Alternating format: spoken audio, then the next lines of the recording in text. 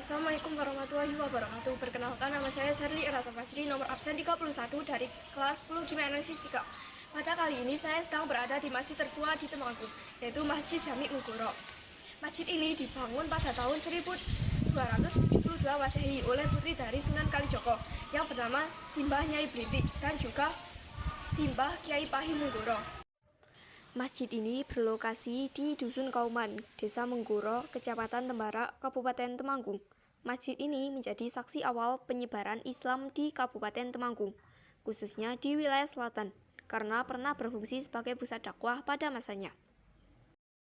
Selain ruang ibadah utama, terdapat beberapa ruangan lainnya seperti serambi, aula, kamar mandi, menara, serta fasilitas lainnya yang representatif.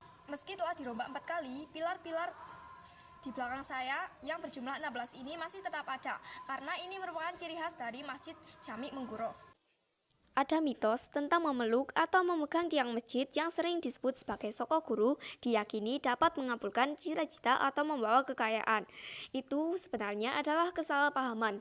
Makna sebenarnya adalah siapapun yang berpegang teguh pada ajaran Rasulullah melalui para wali akan mendapatkan berkah. Tetapi berkah tersebut datang dari Allah Subhanahu wa Ta'ala, bukan dari benda atau ritual tertentu. Tepat di bawah masjid terdapat beberapa batu arca berukuran sedang dengan corak Hindu-Buddha yang masih terawat hingga kini, serta pohon kecil sawo yang dulunya berjumlah 2.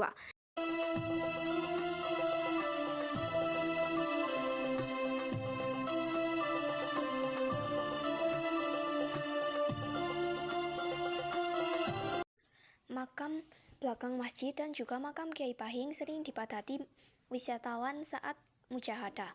Salah satu tradisi yang berkembang di masjid ini adalah mujahadahan, yang pertama kali diperkenalkan oleh Kyai Pahing, takmir pertama masjid. Awalnya, istrinya menyediakan makanan dan minuman bagi peserta mujahadah, yang kemudian diikuti oleh penduduk sekitar hingga berkembang menjadi tempat berjualan makanan di sekitar masjid. Tradisi ini biasanya dilakukan 35 hari sekali saat malam Jumat Pahing.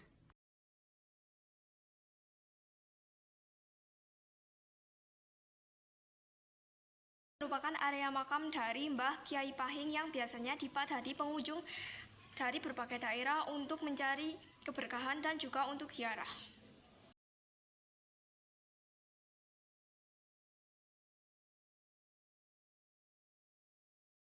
Ada mitos lagi mengenai seseorang dapat terbebas dari nazarnya setelah mengoleskan kembang boreh di leher dan melempar receh di perempatan desa.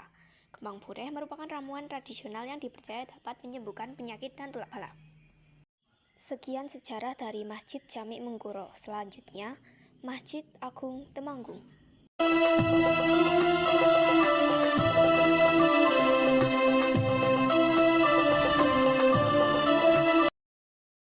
Masjid Darussalam. Apa yang dikenal sebagai Masjid Agung Temanggung didirikan pada tahun 1835 oleh Raden Temanggung Jaya tepat setelah ibu kota Kabupaten dipindahkan dari Klaten ke Temanggung. Terletak strategis di sebelah barat alun-alun. Masjid ini menjadi simbol keislaman dan juga kesamaan tersendiri bagi masyarakat di kota Temanggung ini. Di sebelah barat masjid terdapat juga makam Raden Temanggung Jayanegara yang masih sering diziarah oleh masyarakat setempat dan juga wisatawan.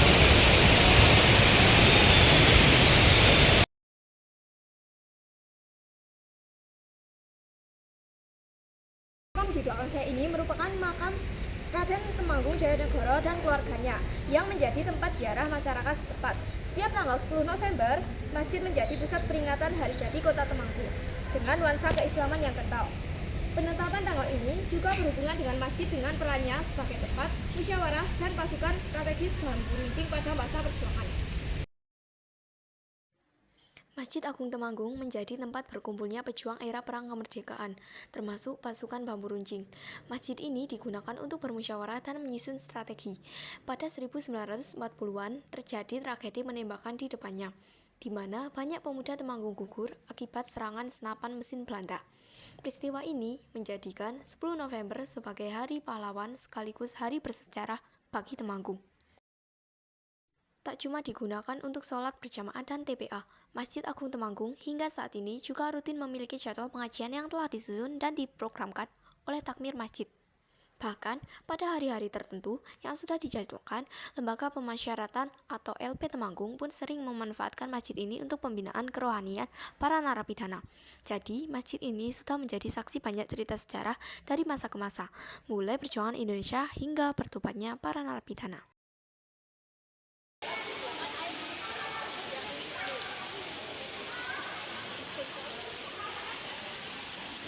Di Masjid Agung Temanggung juga tersedia perpustakaan, namun sayangnya masih belum dibuka karena buku-bukunya masih kurang lengkap.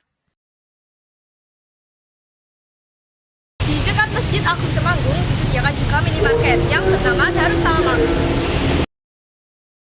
Sekian sejarah dari dua masjid tertua di Temanggung. Terima kasih telah menyaksikan. Wassalamualaikum warahmatullahi wabarakatuh.